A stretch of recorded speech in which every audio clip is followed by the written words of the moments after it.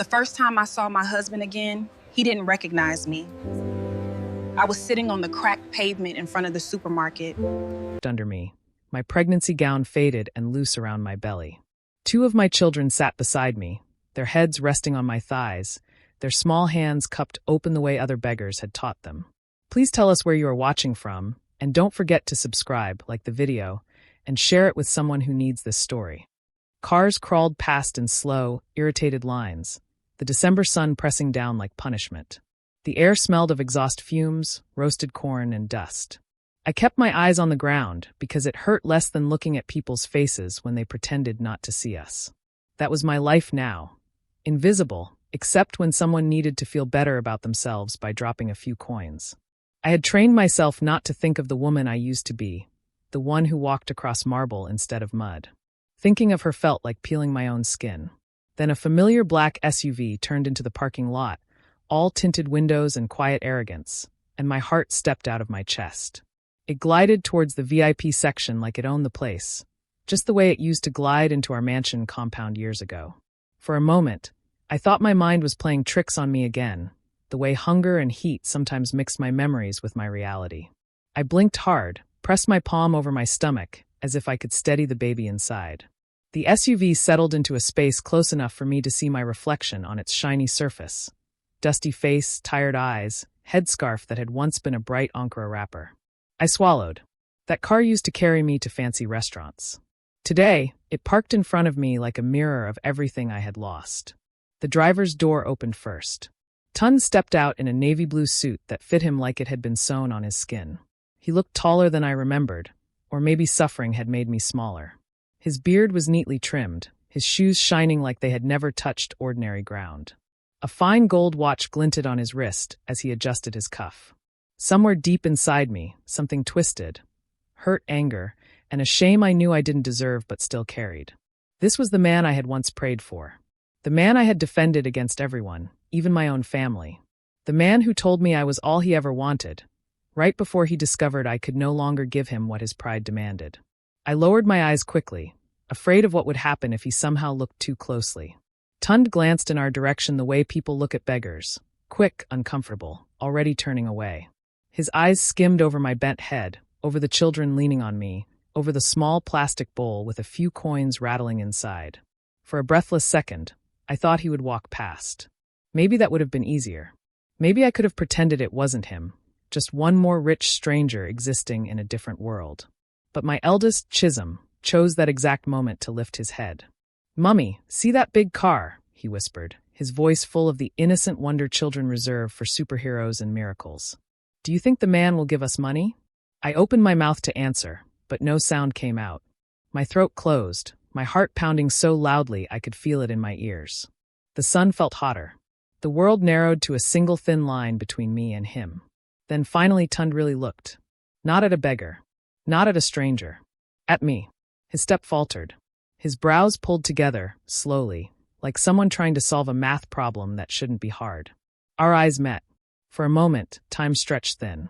I watched the color drain from his face, as if someone had poured his confidence onto the ground. The paper bag in his hand slipped, groceries spilling across the concrete. A bottle rolled away, clinking against the curb. People turned to stare. Their eyes moved from him, the immaculate billionaire, to me, the dusty woman on the floor with a protruding belly and children clinging to her sides. That was the exact moment my past crashed into my present. That was the moment the man who once called me his queen realized that the beggar woman in front of the supermarket, swollen with his child and covered in dust, was the wife he had thrown away. My name is Adaeze, and this is the story of how God took the pieces Tunde shattered and rebuilt me in front of his eyes. If you had told me years ago that I would one day sit on the street begging for money from strangers, I would have laughed in your face. Not because I was proud, but because I was sure my life was already secure. I grew up in a small town, raised by a teacher mother and a father who believed education was the only inheritance he could afford to give. We didn't have much, but we had dignity, love, and evening devotions where my father's voice trembled as he prayed over our future. I was their first child, the one who always came home with first position in class. I still remember the way my mother's eyes glowed whenever she said, "Adaeze, your name means daughter of a king. One day, you will sit with kings." I didn't know she was also speaking about the day a king would break me.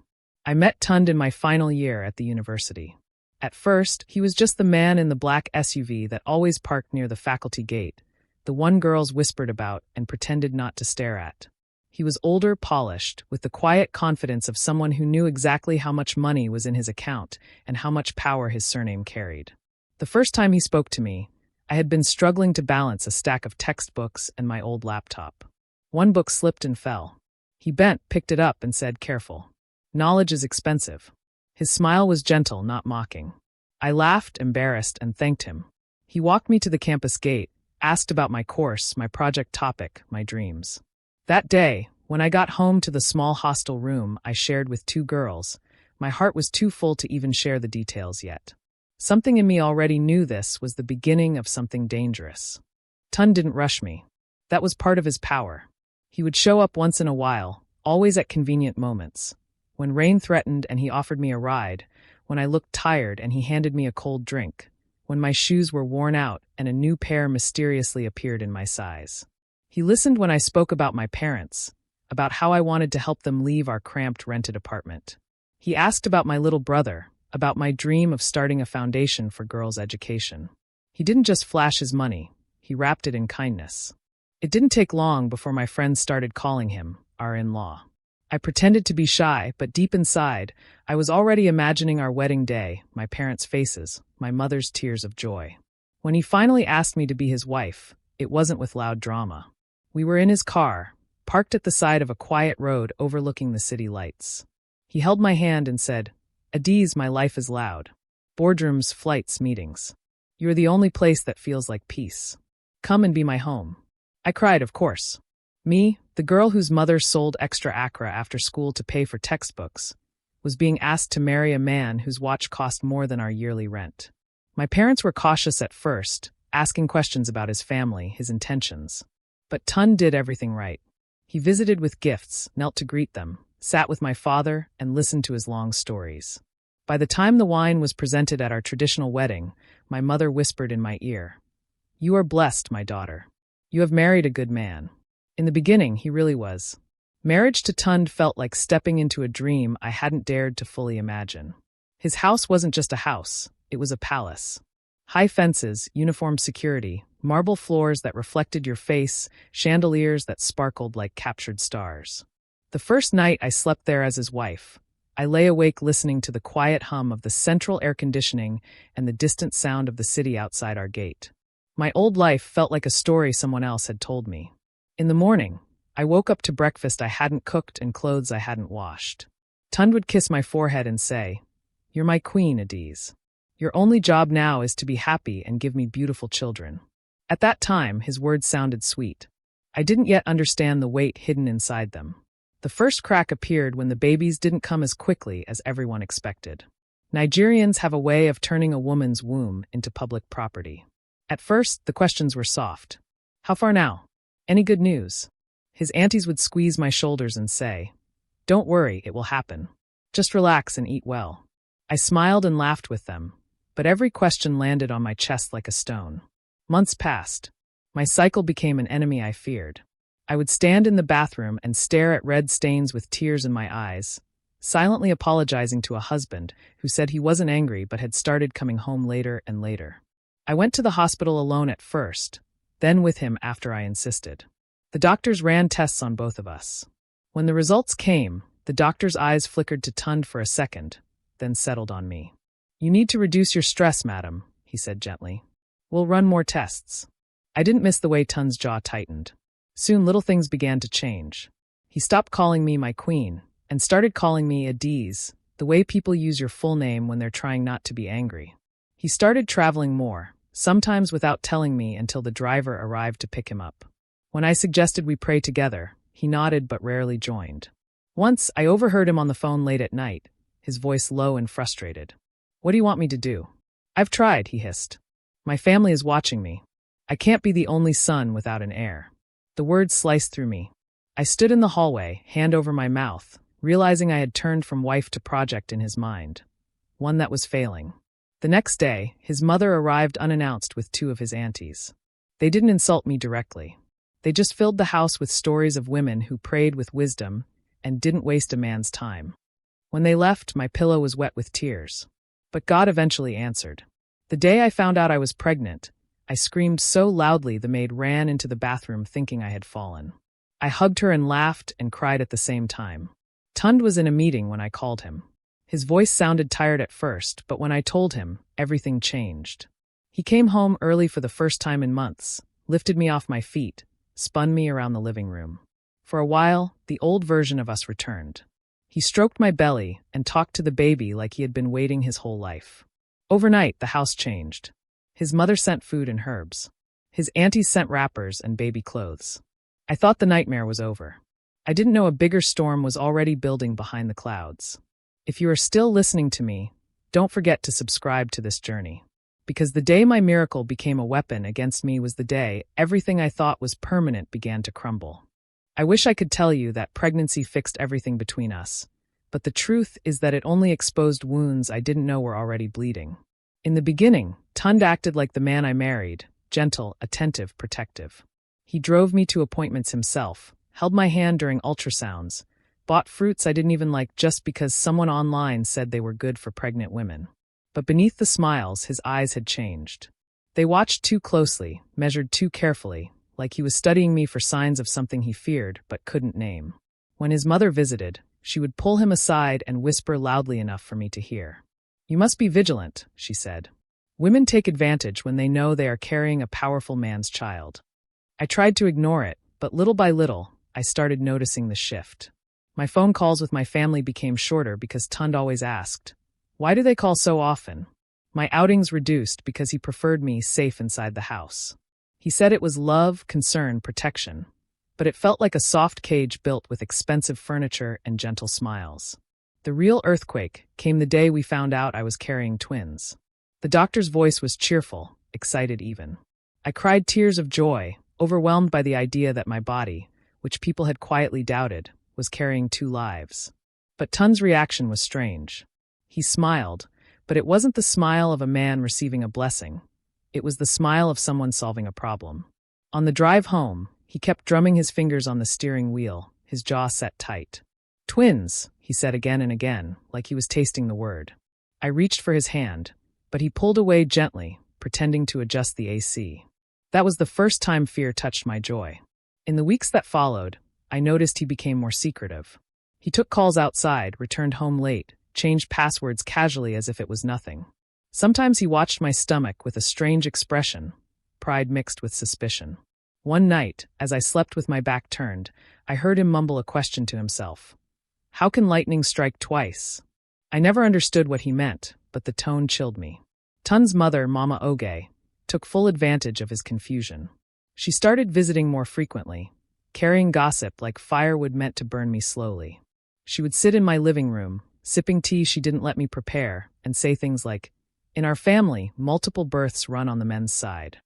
Then she would look at me with a smile that didn't reach her eyes. "Are you sure everything is as it seems, Adaeze?" I pretended not to understand, but inside something cracked. One afternoon, after she left abruptly, I overheard Tunde arguing with her on the phone. "Mama, enough," he snapped. She would never do that. A heavy silence followed. When he came inside, I asked him what was wrong. He forced a smile and kissed my forehead, but the tenderness felt rehearsed, almost apologetic. That night, as I lay awake listening to the hum of the AC, I realized something terrifying. Love was no longer the foundation of my marriage, doubt was. Things escalated the evening he confronted me with a question that split my world open. He stood in the bedroom doorway, hands in his pockets, eyes distant. "Adaeze," he said quietly, "I need to ask you something, and I need the truth." My heart stumbled. He shifted his weight, exhaled sharply, and continued. "Are you sure these children are mine?" The room tilted. The air left my lungs. I felt something inside me break cleanly, like a plate dropped on marble. I opened my mouth to speak, but no words came. There are some accusations so painful they steal language from your tongue. When speech finally returned, it came out thin and trembling. "Tunde, how could you?" He looked away, ashamed but stubborn. "People talk," he murmured. "Things don't add up." I pressed my hands against my belly, protective, wounded, stunned. That was the night I understood that suspicion can kill a marriage faster than hatred. And for the first time since I married him, I realized I might not survive what was coming next. When a man stops trusting you, he doesn't need evidence. He only needs silence long enough for his imagination to destroy everything you built together. After Tunde's question, something inside me shut down. I moved around the house like a shadow, present, breathing, existing, but no longer belonging. I avoided mirrors because I didn't want to see the woman who had once believed love alone could protect her. Every time I touched my belly, fear and fury mixed inside me. I wasn't angry because he doubted me. I was angry because he doubted our children, the same children he had prayed for, the same children he once whispered to every night. I tried to confront him the next morning, but he left early without a word. When he finally came home, he avoided my eyes the way strangers avoid the homeless. He slept on the edge of the bed, his back stiff, his breath shallow. I cried quietly so he wouldn't hear.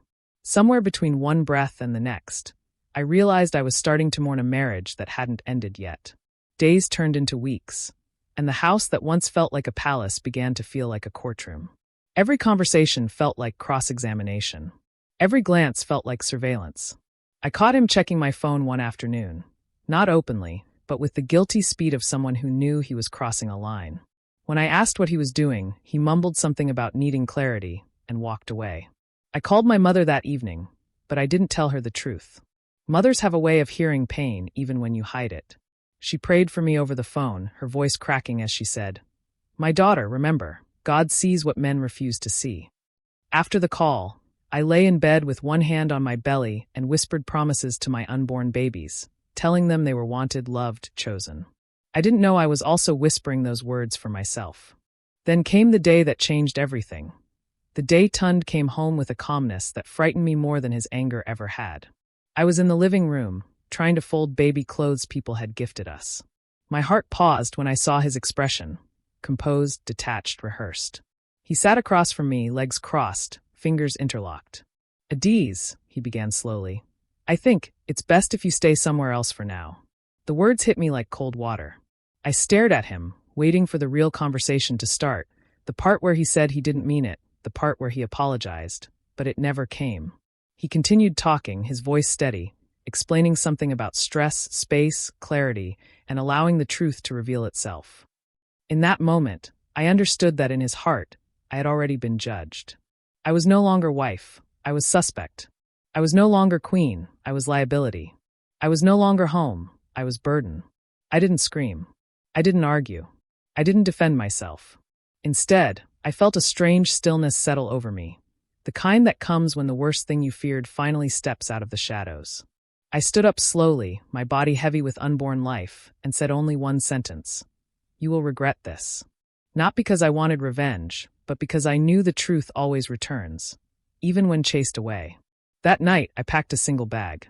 Not clothes, not jewelry, just a few wrappers, my antenatal card, and the small teddy bear Tunde bought the day we found out it was twins.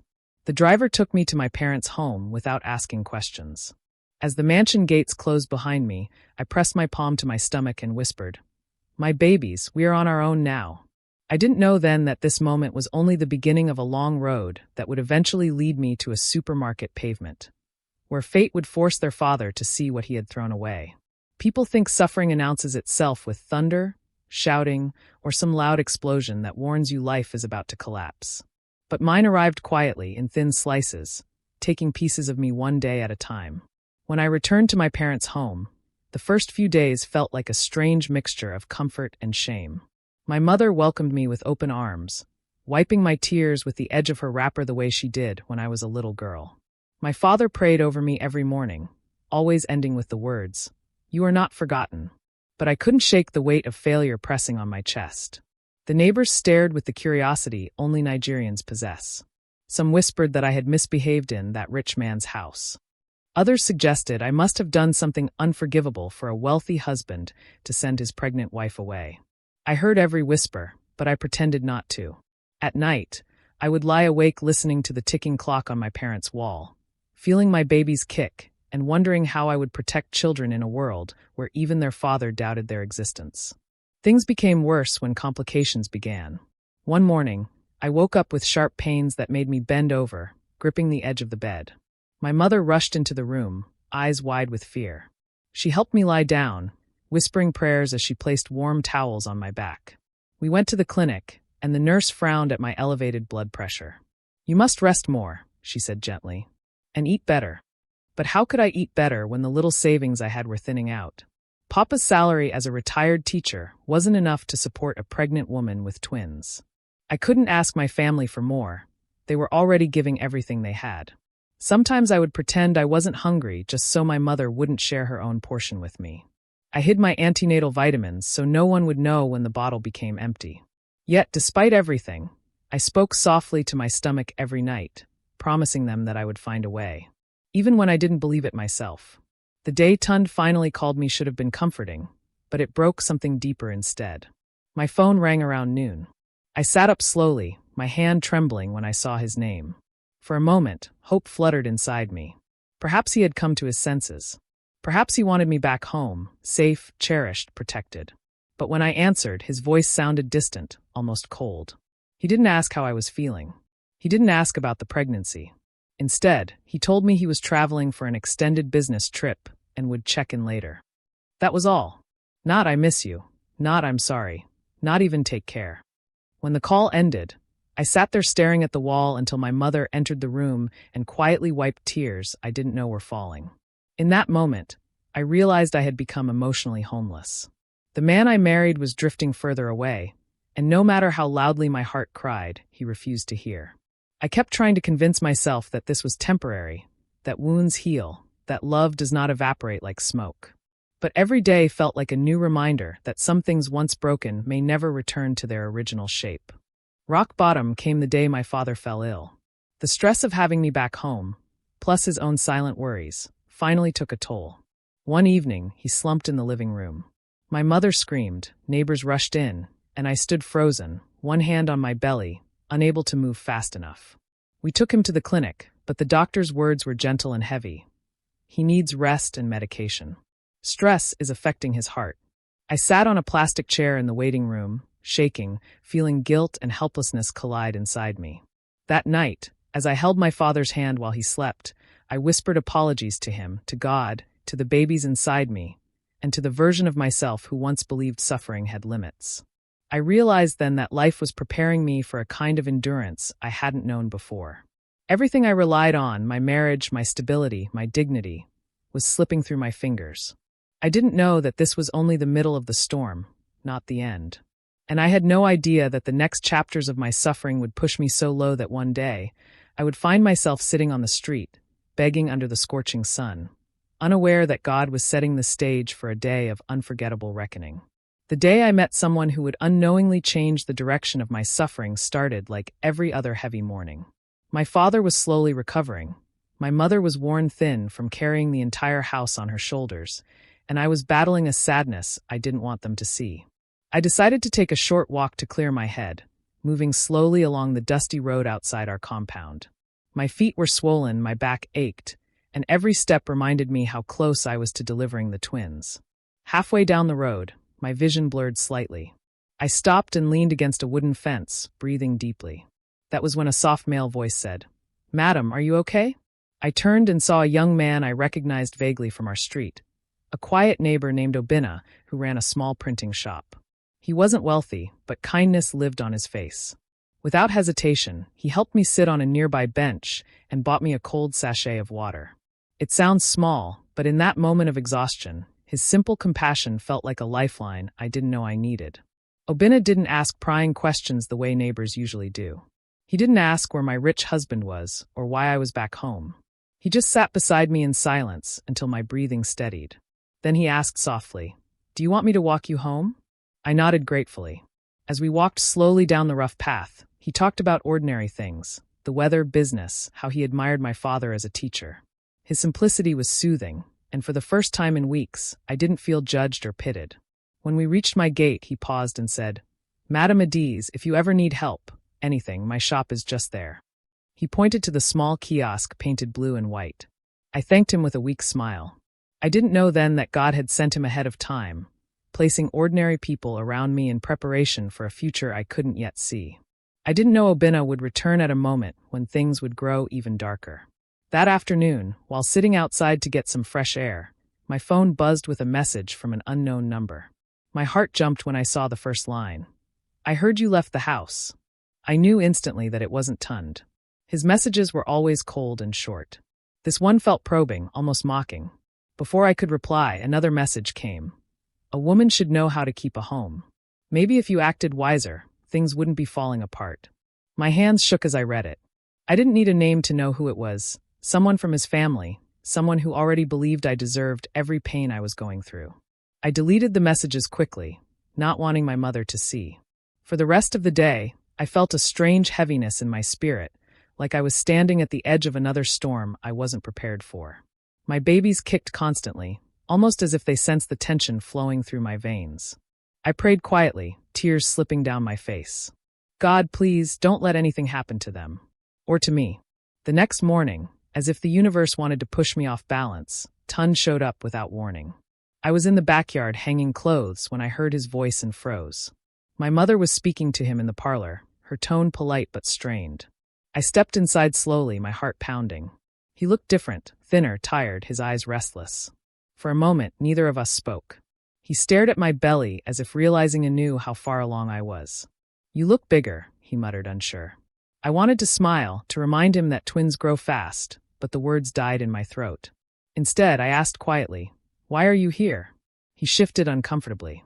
"I just came to check," he said. But I could tell from his eyes that something else had brought him. Guilt, confusion, fear, or perhaps the first prick of understanding that he had abandoned something precious. Before he left, he said, "We will talk later." But his tone promised nothing. As I watched him walk back to his car, a cold wind brushed my skin.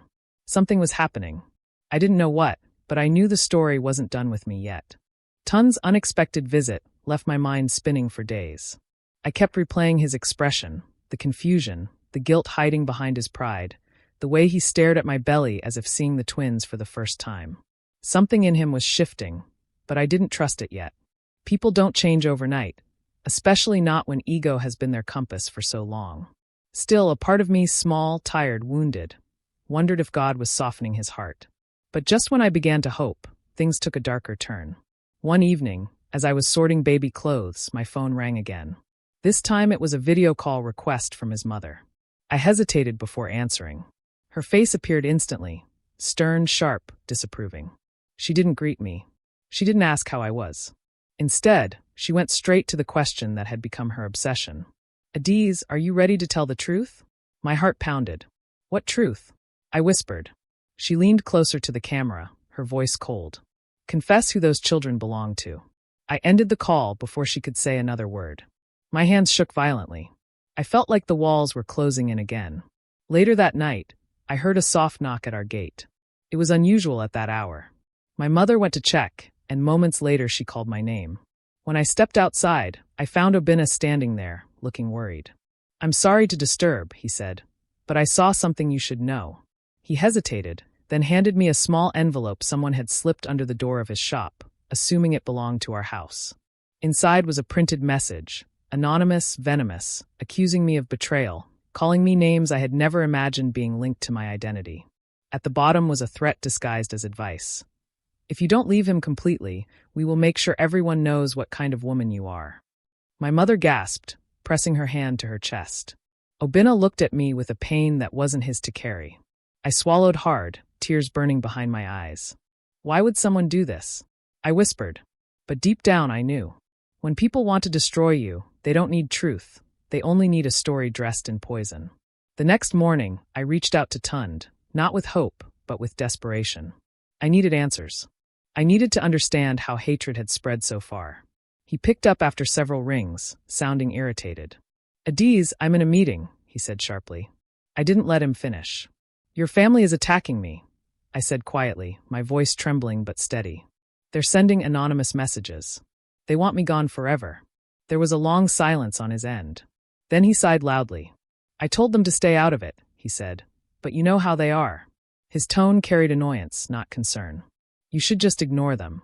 I'll talk to them later." I closed my eyes, fighting the rising wave of disappointment. "Tunde, do you still believe the children are not yours?" I asked. Another silence.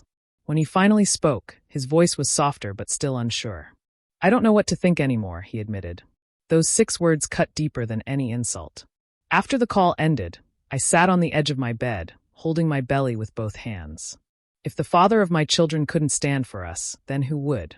I didn't know then that the answer to that question was already unfolding. 2 days later, the confrontation I had been avoiding finally happened. Tunde came to the house again, this time unannounced and agitated. My father was resting, my mother was cooking, and I was sweeping the corridor when he barged in with a tight jaw and restless eyes. "We need to talk," he said, dragging a hand over his face. I followed him to the backyard, my heart racing. He paced for a moment before stopping abruptly.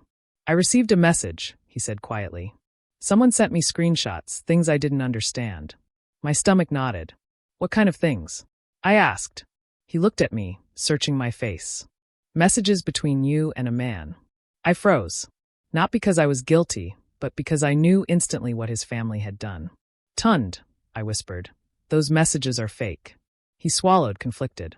I stepped closer, placing a hand over my belly. "Look at me. Look at these children. Look at everything we've been through. Does this look like the story they're trying to paint?" His face softened for a moment, then hardened again. "I don't know what to believe," he said. And with that sentence, something inside me shattered. I finally understood this truth. Sometimes the people you love break you not out of hatred, but out of weakness, and weakness can be more dangerous than malice. When Tunde left that day, I sat in the backyard long after the gate closed behind him, my broom lying forgotten beside me. The sky was turning orange, and the air smelled like rain, but inside me everything felt dry, cracked, exhausted. I kept replaying his words. I don't know what to believe. After years of marriage, after prayers, after heartbreak, after carrying his children through stress and fear, that was all I seemed worth to him. My mother joined me after some time, her wrapper tied tightly across her chest. "My daughter," she said softly, "truth doesn't hide forever." I leaned my head on her shoulder, feeling like a child again. She stroked my hair slowly and whispered, "When God is preparing to expose lies, the devil tries to shout louder." Her words settled over my heart like a warm blanket.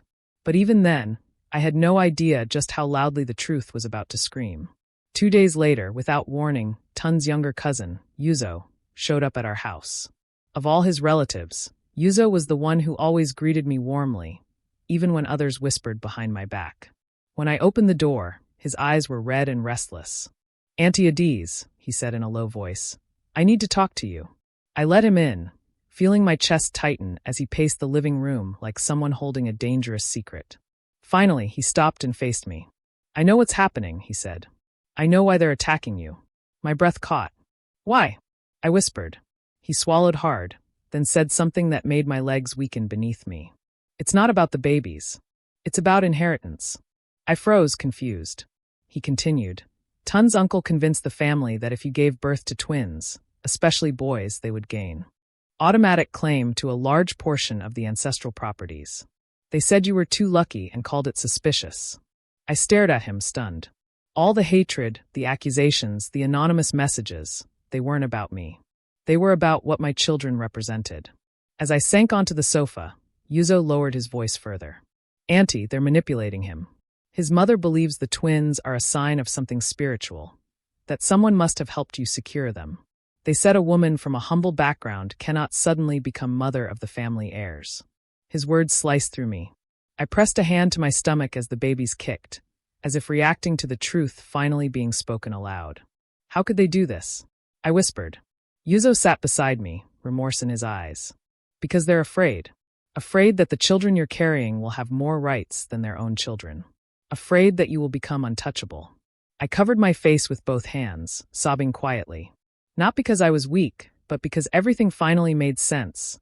The sudden hostility, the suspicion, the pressure on Tunde, his confusion, his distance. They weren't fighting me. They were fighting the future. A future growing inside my womb. Before leaving, Yuzo looked at me with an expression I will never forget. A mix of guilt, fear, and urgency. "Auntie, protect yourself," he said. "And protect the babies. Because they're already planning the next step." My heart tightened. "What step?" I asked. He hesitated before whispering. "To separate you from Tunde completely so the children will never have claim to anything." My whole body went cold. I watched him walk away, his shoulders heavy, knowing he had risked everything by telling me the truth. As the door closed, my mother emerged from the hallway, her eyes wide with worry. "You heard?" she asked. I nodded slowly. That night, I didn't sleep. I sat in the darkness, holding my belly and whispering to my unborn children that I would never let anyone take them from me. What I didn't know was that the next chapter of my life, the one that would take me to the street, stripped of everything, was already unfolding behind the scenes. The days after Yuzo's confession felt like walking through fog. Every step uncertain, every sound magnified, every breath thick with fear. I tried to act normal for my parents' sake, but inside I was unraveling slowly. I knew the family hated me, but realizing they were plotting to erase my children's rights, that broke something deeper than heartbreak. I watched my stomach rise and fall as I lay on my side each night, whispering promises to the twins. I told them they would never fight alone. I told them they were already loved by God, even if their own bloodline saw them as threats. I didn't know then that fate was preparing a difficult path to fulfill that promise. One evening, while washing dishes, my phone buzzed again. It was Tunde. His voice was oddly calm, almost rehearsed. "Adaeze," he said, "we need to meet. There are things we must discuss." My pulse quickened. "About what?" I asked. "About the babies," he replied. He didn't elaborate. He didn't reassure me. He didn't even ask how I was doing. He simply sent a location and ended the call, leaving me standing in the kitchen with soapy hands and trembling breath. The next morning, my mother insisted on escorting me, but I refused. I didn't want her dragged into the storm. I wore the cleanest maternity gown I had, tied my scarf, and made my way slowly to the place he chose, a quiet restaurant on the outskirts of town. When I arrived, Tunde was already seated, looking restless, tapping his fingers on the table. I approached cautiously, lowering myself into the chair opposite him. He didn't meet my eyes immediately. Instead, he inhaled deeply, as though preparing to deliver news neither of us was ready for. Finally, he said, "Adaeze, I've spoken to my family." My shoulders tensed.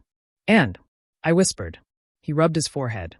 They think it's best if you give birth somewhere away from them. Somewhere quiet. Somewhere private." My heart dropped. "Why?" "So they can pretend my children don't exist." I asked. He shook his head quickly. "No, it's to avoid more conflict." But his voice lacked conviction. I leaned back, feeling a mix of hurt and disbelief. "Tunde, these are your children," I said softly. "Why are you protecting their feelings more than you're protecting us?" He finally looked at me, and for a brief moment, I saw the man I married, the man who once held my hands at night and dreamed aloud about building a family. His eyes softened, but only for a second. "Adaeze," he whispered, I'm trying to hold everything together." I swallowed hard. "Then hold me too," I said. His face tightened. "It's not that simple." I felt my throat close, tears burning behind my eyes. "What do they want from me?" I asked. He hesitated before answering. "They want clarity. They want reassurance." The implication was clear. I had to prove myself. Prove my innocence. Prove my loyalty. Prove something that never needed proof in the first place. "And what do you want?" I asked quietly. He looked away again, and the silence that followed was louder than any answer he could have given. In that silence, I understood something painful and irreversible. I was fighting a battle alone. He wasn't my shield anymore. He wasn't my partner. He wasn't even truly present. He was lost in the noise of people louder and bolder than the vows he once made to me. When the meeting ended, I walked out slowly, my steps heavy, the world spinning slightly around me. Outside, the wind was cool and gentle, brushing against my face like a quiet warning. I held my stomach with both hands, whispering to my babies, "We will get through this." But deep inside, a dread I couldn't shake began to grow. I didn't know where Tunde's confusion would lead. I didn't know how far his family was willing to go. I didn't know that everything was about to collapse in one swift blow. But I sensed it, a strange stillness before a storm. And just like that, I realized chapter 10 of my life wasn't a turning point of healing. It was the turning point that would soon push me into the darkest chapter yet. A chapter that would leave me on the street, begging under the scorching sun. The place where my past and future would collide in full force. The days after that meeting moved in slow, heavy waves, each one dragging me deeper into exhaustion. My body grew heavier as the twins pushed toward the final months, and my spirit felt even heavier. Tunde barely called, and when he did, the conversations were short and filled with silence that said more than his words ever could. I stopped expecting him to show up. I I stopped hoping he would change. I focused instead on preparing for the twins, washing their tiny clothes, folding them carefully, whispering prayers over each item. My mother watched me closely, the worry in her eyes growing deeper every day. My father, still recovering, tried to encourage me with Bible verses, but even his voice carried a sadness he tried to hide. Still, I kept moving, one small task at a time. I told myself that if I kept preparing, maybe life wouldn't fall apart completely. I didn't know then that everything was about to shift in a way I never imagined. One afternoon, while returning from the pharmacy, I suddenly felt a tightness in my stomach so strong it stopped me mid-step. I held the wall, breathing deeply, telling myself it was just fatigue. But when the pain repeated, sharper, quicker, harder, I knew something was wrong.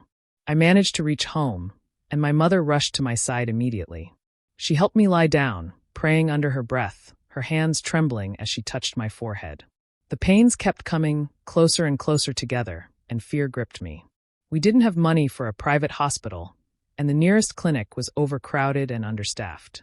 My mother tried calling Tunde repeatedly, but he didn't pick up. Each unanswered ring felt like a door closing. At some point, I stopped trying to understand him. I focused only on the twins, begging God to keep them safe. The room felt small and hot, filled with worry and tension. We didn't know if we should move or wait.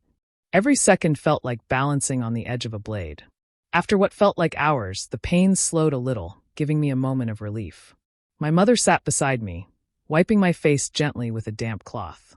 "My daughter," she whispered, "we must be strong. You and these children will live." Her words steadied my heart. I nodded, breathing slowly, reminding myself that I had survived worse storms. But just as I was about to close my eyes, we heard a loud knock at the gate, sharp, urgent, persistent. My mother froze. "Who is that by this time?" she asked.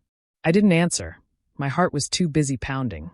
She went to open the gate, and moments later, returned with a confused look. "It's Obinna," she said. And behind her, Obinna stepped into the room, his face pale and anxious. "Madam Adaeze," he said, "I came because someone told me something strange." I struggled to sit up as he continued. "Word is spreading that Tunde is planning something that concerns you and the babies." My breath caught in my chest. What do you mean?" He swallowed hard. "They want you out of the picture completely before the children arrive." Those words broke whatever was left of my calm. I felt everything inside me go cold, as if the air had thickened into fear. My mother clasped her hands over her mouth, whispering prayers under her breath. I stared at Obinna, trying to process what he had said. "Who told you this?" I whispered. He hesitated. "The same person who warned me last time. They said the family believes that once the twins are born, you'll have legal rights they cannot undo." My hands flew instinctively to my belly. My heart hammered so loudly I could barely hear anything else. "What do they want to do to me?" I asked. Obinna looked away, his silence more terrifying than any answer he could give. That night, I didn't sleep. I lay awake, holding my unborn babies, listening to the ticking clock, realizing that the storm wasn't coming. It was already here. And before the sun rose again, my life would be changed forever. The next morning began with a heaviness I couldn't name. I watched the sunlight slip through the curtains as if God himself was trying to prepare me. My mother sat at the edge of my bed, praying quietly, while Obinna lingered outside, unwilling to leave until he knew I was safe. Every breath felt like a countdown, not to danger, but to destiny. As the twins pressed against my ribs, I whispered, "My babies, whatever happens today, remember that you were loved before you were even born." That was when my father shuffled into the room, leaning on his stick, his face pale but determined.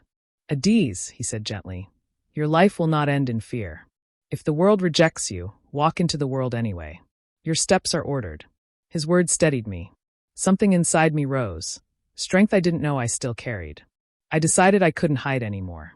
I told my parents I needed to breathe fresh air, even if only for a short walk.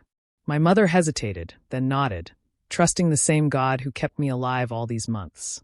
I didn't know that the walk I chose was the one that would lead me straight into the scene that changed everything. I walked slowly toward the main road, pausing when the contractions flickered lightly across my stomach. I ignored them. I needed space to think.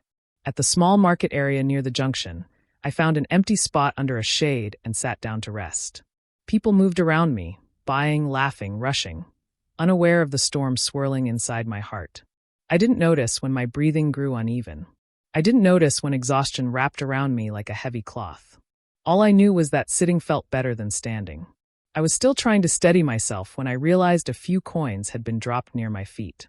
A woman passing by had mistaken me for someone in need. I wanted to explain, but the words refused to leave my throat. My vision blurred. My hands shook. The world around me softened into distant noise. Before I knew it, 2 little children from the neighborhood, faces I recognized faintly, sat beside me out of innocent curiosity. To strangers walking by, we looked like a mother and her children begging for help. I didn't plan it. I didn't expect it. But life sometimes arranges scenes before we understand why. That was when the familiar black SUV glided into the parking space across the road. I blinked, unsure if my eyes were playing tricks on me. But no, the door opened, and Tunde stepped out, dressed sharply as always, carrying the confidence of a man who had never tasted scarcity. For a moment, he didn't see me. He adjusted his cuffs, straightened his suit, checked his reflection in the tinted window, still living in the world where he believed he controlled everything. Then one of the children beside me pointed at his car in admiration, and the movement drew his attention. He looked casually in our direction, and stopped. Completely. His face drained of color. His lips parted silently. His hand trembled as the paper bag he held slipped from his grip, spilling items across the pavement. People around turned to look, wondering why the rich man had frozen in place. I watched his eyes travel from the dust on my dress, to the strain on my swollen stomach, to the children leaning against me, to my tired, tear-rimmed face. Recognition crashed into him like lightning. And in that instant, I saw something I never thought I would witness again. Genuine heartbreak in his eyes. Tunde crossed the road slowly, almost fearfully, as if approaching a version of me he didn't know how to face. When he reached me, he knelt, an action that shocked even the bystanders. "Adaeze," he whispered, voice breaking. "What happened? How did you end up like this?" Tears spilled down his cheeks openly, without shame. For the first time in a long while, he wasn't the billionaire or the proud son. He was simply a man confronted by a truth he could no longer run from. I looked at him, not with anger, but with the calm that suffering teaches. "You left me," I said quietly, "and the world finished what you started." His shoulders collapsed. People watched silently, moved by the scene.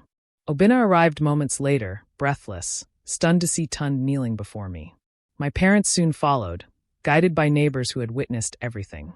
And right there, in the middle of strangers, dust, and chaos, my water broke gently. Panic spread, but I felt a strange peace wash over me. Life was beginning exactly where my pain had been exposed. Within hours, I was safely taken to a clinic where I delivered my beautiful twins. Healthy, strong, perfect in every way. Tunde held them while sobbing uncontrollably, apologizing between breaths, saying he had been blind, weak, manipulated, and ashamed of how deeply he had failed us. His family's lies collapsed under the weight of reality. My parents forgave him, though slowly. I forgave him, too, not for his sake, but for mine. Healing is lighter than hatred.